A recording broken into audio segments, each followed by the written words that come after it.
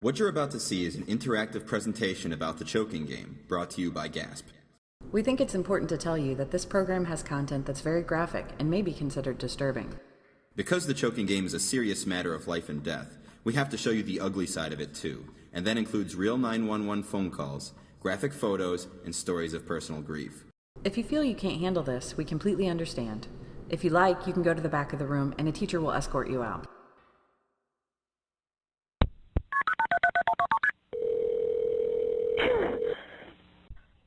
911. I have an emergency. Okay, what is your emergency? My brother might be dead. Your husband might be dead. My brother. Your brother. Okay, is he there with you? Yeah. Okay. No, he might be dead. I don't know. Okay, hold on a second. How old are you? How old are you? 13. Okay. Where's your brother at? Where's your brother at? He's in our room. He's in your room. Is he breathing? Are you there by yourself? No, he's not there. Okay, I want you to stay on the line with me. I need you to send an ambulance right away. Okay, why do you think he's dead? Because there's a rover out of neck tied to our bunk bed and he's all purple and stuff. Okay, how old is your brother? 13, we're twins. You're twins, and he's 13 too. Okay, is your mom there? Yes. Okay, what's your name? Samuel. Okay, Samuel, hold on. We're on our way over there. I want you to stay on the phone with me, okay? Stay on the line with me. No.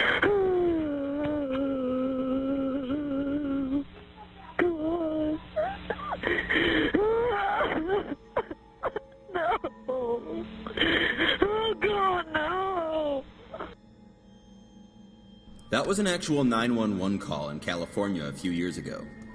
Now, just imagine how Samuel must have felt after finding the body of his twin brother. Imagine what his family went through and what they're still going through today. Let's take a step back and start from the beginning. Samuel's brother was a victim of the choking game, which is a deadly activity you might have heard about. So, what is the choking game anyway? Okay, first and most importantly, it's not a game at all. It's actually just an act of hurting your brain on purpose in exchange for a few seconds of feeling lightheaded. Anyone who thinks it's a game probably just never thought of the consequences. Killing brain cells, passing out, sometimes even permanent brain damage or even death. It's not always just called the choking game either. It's known by a lot of different names.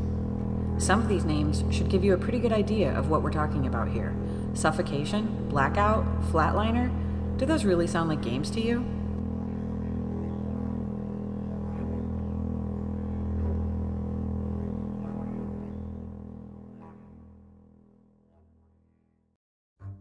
So, how does the choking game work? There's a lot of variations, but they all come down to the same thing. Choking on purpose to cut off the flow of blood to the brain. See, when people think of blood flowing through your body, the first thing that comes to mind is your heart, which pumps the blood. But it's your brain that gets the biggest share of that blood. Your brain needs around 20% of the oxygen you breathe to function normally, and the only way to get that is from fresh blood that comes directly from your heart. But sometimes people choke themselves, maybe using their hands or something like a belt or a rope. After they do that for a little while, they start to feel lightheaded, because their brain's actually being suffocated.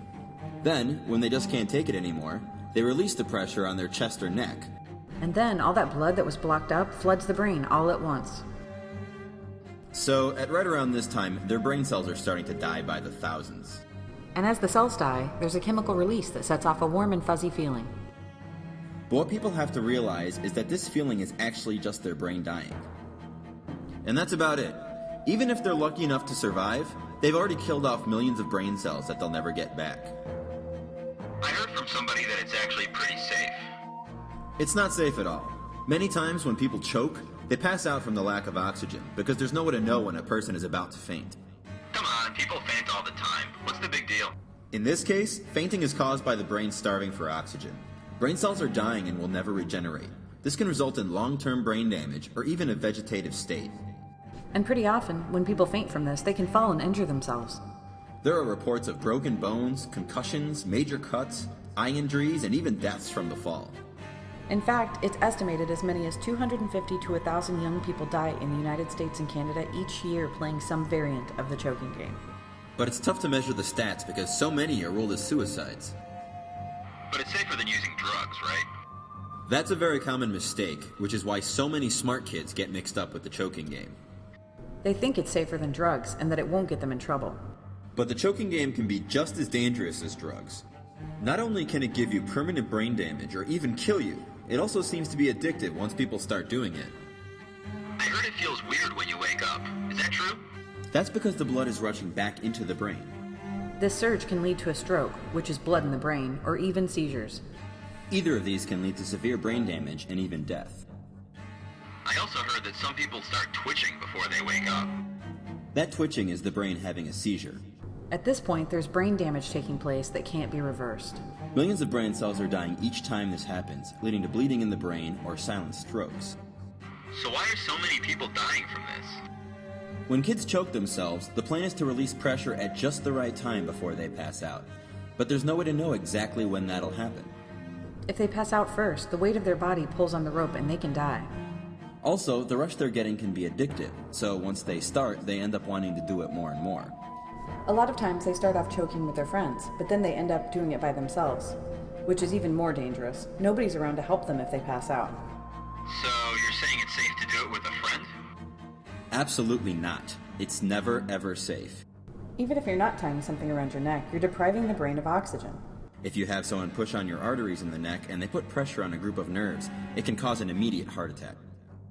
There's also the chance of seizures, a stroke, or injuries from a fall, and you're always killing brain cells that can never be replaced. We're talking permanent damage in just a few minutes, even the first time you do it. Within 3 minutes without oxygen to the brain, a person will suffer noticeable brain damage. Between 4 and 5 minutes, a person will die. Some of those kids who died were alone for as little as 15 minutes before someone found them, and it was already too late. Okay, so who's actually doing this? Mostly boys and girls between 9 and 16 years old, all over the country, maybe even in this area. A lot of kids do it because they don't want to get caught with drugs or alcohol, so they think this is a safe game that won't get them into trouble. But by now, you see that's not true. But it's my life, so it's nobody else's business, right? You're not the only one who cares about your life. For example, just think for a minute about your parents. Imagine how your parents might feel if they had to go through the tragedy of losing you. Think about your brothers and sisters, if you have any. Many times, it's those other family members who find your dead body.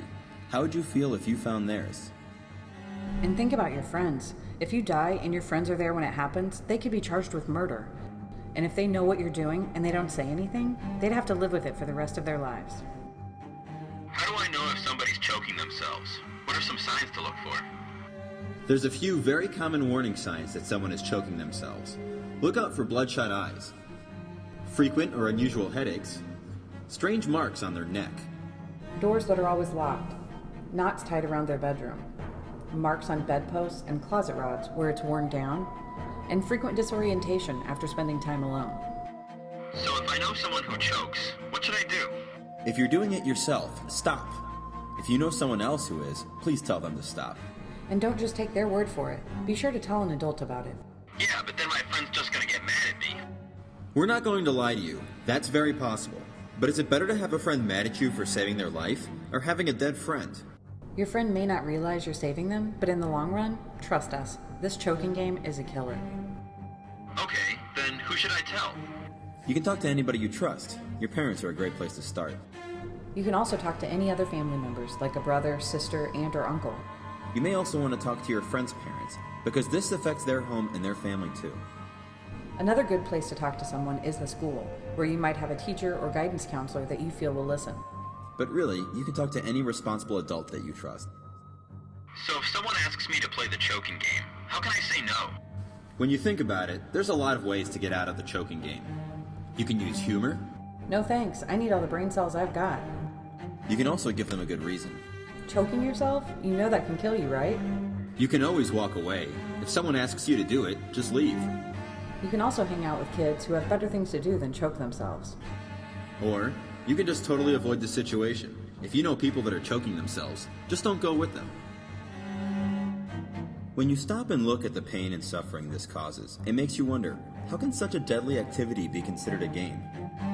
Why do so many smart people think that killing off millions of brain cells is a good idea?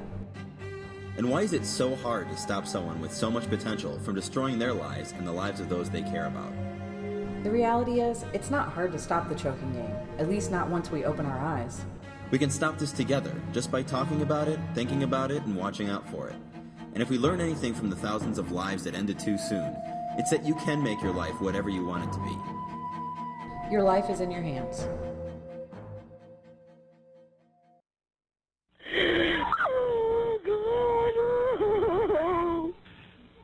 Okay, Samuel, we're on our way. We're going to find out real quick where there is, okay? We're on our way. I've got some police officers on their way, and I've got medical aid, the fire department, and the paramedics are on their way, okay? Okay, you stay on the phone with me. Okay, honey, where are your parents at in case we have to contact them? My dad's in Berkeley, my mom and him are separated, my mom's up here. Okay, is your mom at work right now? No, she's here. Oh, she's there with you? Yeah. Okay.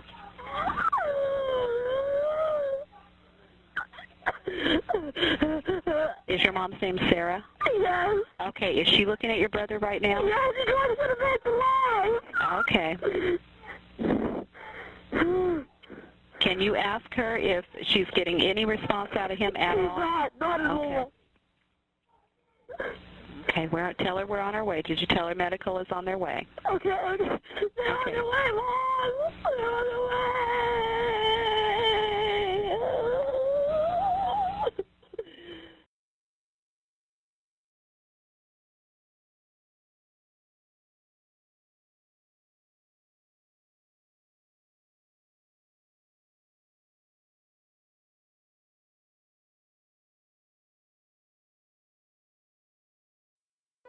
Dearest Jason, if your spirit was there the night you died, you saw my grief and how I cried. I could not believe you had to go, and over I told you so. I stroked your chin, your hair, your brow, in shock that this had happened now.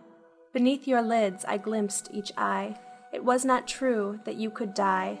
Your eyebrows 'neath my fingertips, the whiteness of your precious lips, my fingers brushing through your hair. The pain was more than I could bear. But I could not leave your side. I touched and kissed and stroked and cried.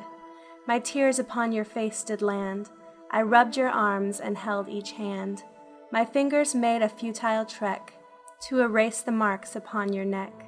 Your hands were cool, as were your feet. I wrapped them up to give you heat. I pulled the blanket to your chin, a last attempt to tuck you in.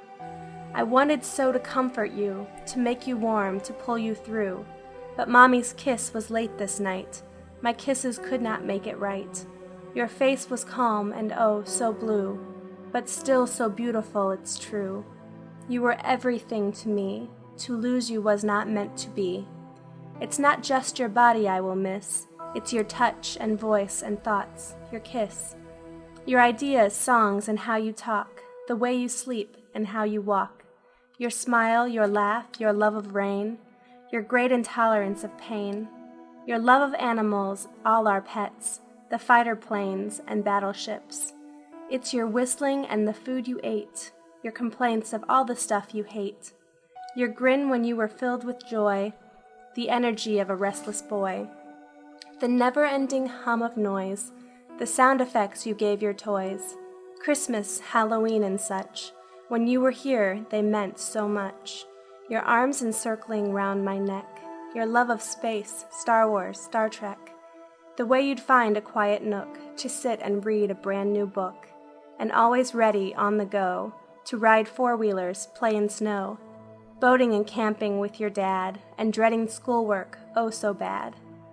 The hurt that is the worst for me is what your life will never be. The world was yours as it should have been, but this is now and that was then. If only I could change the past, I would be gone but you would last, for that is how it was meant to be, that you'd be here and missing me. I love and miss you terribly, Mommy.